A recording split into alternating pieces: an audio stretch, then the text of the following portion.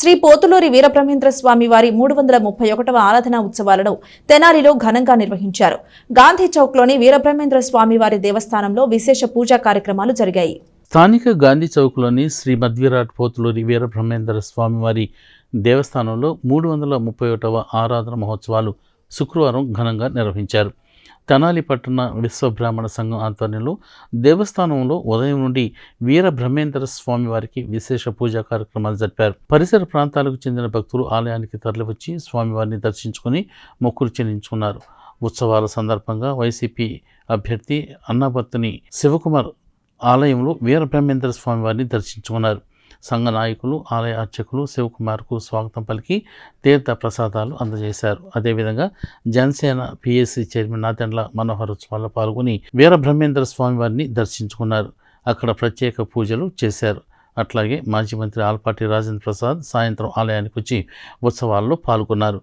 శ్రీ వీరబ్రహ్మేంద్ర స్వామి వారిని దర్శించుకున్నారు. ఉత్సవాల్లో భాగంగా సంఘం ఆధ్వర్యంలో భక్తులకు అన్నప్రసాదం పంపిణీ చేశారు. సంఘ అధ్యక్షుడు గుంటుముక్కల నాగార్జున, సెక్రటరీ కె శేషు, కోశాధికారి తుమ్మపాల లక్ష్మీప్రసాద్ భక్తులు ఈ కార్యక్రమంలో పాల్గొన్నారు.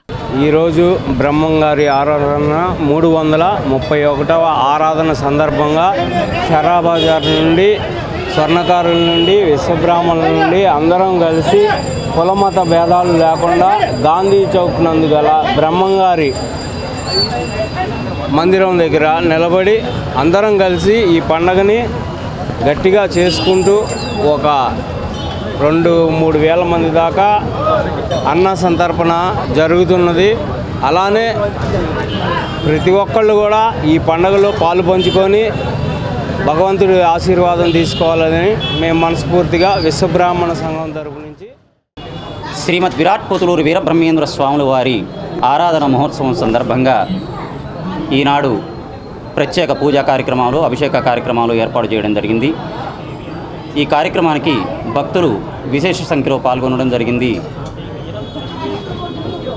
కాలజ్ఞానం గురించి మనందరికీ తెలిసిందే. స్వామివారు రాసినటువంటి కాలజ్ఞానం ఇప్పటికీ మనందరికీ కూడా కళ్ళ ముందు సాక్షాత్కరిస్తూ ఉంది. ఎన్నో సంవత్సరాలుగా బ్రహ్మంగారి గురించి భక్తులు అందరూ కూడా తలుచుకుంటూ ఉంటారు.